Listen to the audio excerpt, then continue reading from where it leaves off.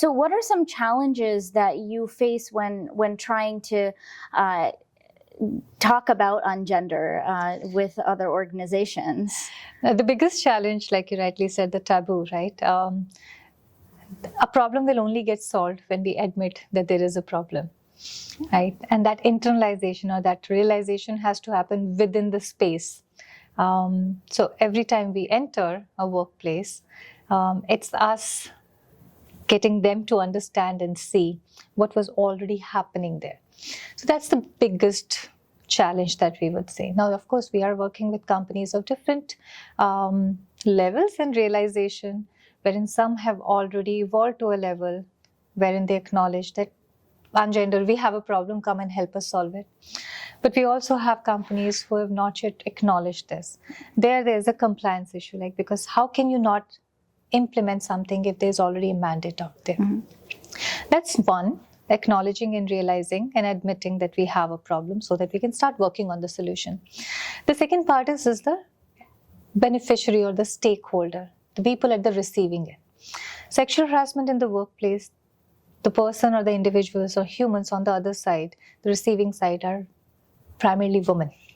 Right. And we all understand how difficult it is for women to speak about these issues. There's a lot of stereotypes, stigma associated with every time a woman speaks up and asks for something better or rejects what is being extended her way. Yes. These two sets, I think, enough challenges for us for the work that we have been doing. Absolutely. And what kind of motivated you or inspired you to face the issue of sexual harassment in workplaces?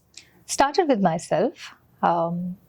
As somebody who was very well educated with a master's in my hand and somebody who has worked with companies across the world, when I started appearing in certain spaces, the kind of questions that were coming my way and the kind of, there's certain, you only see men taking space right. in boardrooms, in decision-making spaces, in certain functions, the kind of conversations that were coming my way. The timings at which I should be looking for a certain job at, the roles that are suited for me, how long I'm going to be staying in the company, whether I'm a reliable talent to be taken inside the company or not.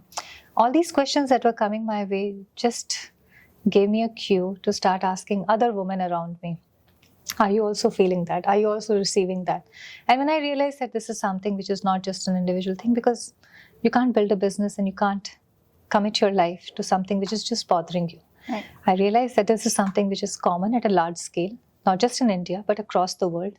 And that's how Ungender as a solution provider came into existence. Wow, that's a really inspiring story. Thank you for empowering women across the globe and across India.